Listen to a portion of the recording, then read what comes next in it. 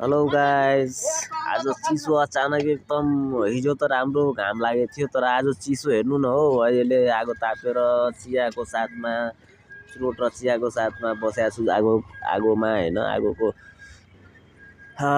हेर्नु न यस्तो कुहिरो लगाएछ। यो तपाईको भइसक्यो धनगढीभन्दा यता यो सुखीपुर हुँदै लदनिया जाने बाटो है। यो यता चाहिँ तपाईको यो 0 माइल निस्किने बाटो भइसक्यो। अनि यता यो सुखीपुर बजार हो है, सुखीपुर बजार हो। अनि यताबाट चाहिँ सिधा लदनिया जाने हो।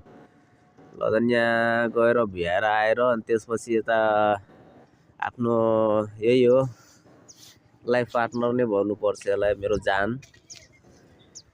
160 अपाची 4V है। यही लिएर गएको थिएँ, यसले भर्खर आएको है।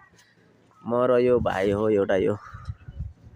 अरे यो भाइ र म गएको थियो है। अहिले अब रिटर्नमा हो, हामीहरू अब लानतिर फर्केको छु। बाटोमा भन्यो एउटा ब्लग बनाइदेऊ भनेर, हेर्न सक्नुहुन्छ यस्तो चिसो गरेछ आज। बाबा खतरनाक छ के। अब यो चिया खाने हो, चिसो चिया पनि चिसो भइसक्यो होला।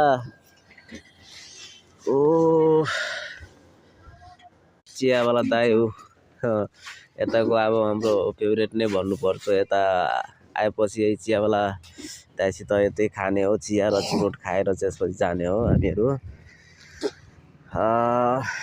खतरनाकै जार छ हो, चिसो त खतरनाक बढाएको छ। हिजो चाहिँ घाम लागेको थियो, चिया पनि चिसो भइसक्यो।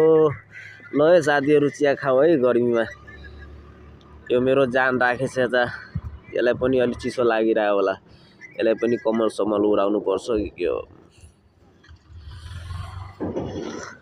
ल है गाइस, चिया आउनु हौ साथीहरू, चिया चिसो मौसममा है, तातो चिया। यता आगो पनि छ। यो चिया वाला दाइ हो यो त।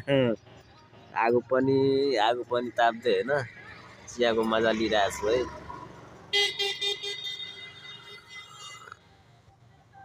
चिया पनि चिसो भइसकेछ पुरै, के गर्ने। हेर्नु न खतरा चिसो छ के। आज ओसो लगाएछ एकदमै। लगाइज है, अर्को भिडियोमा भेटौँला, बाई।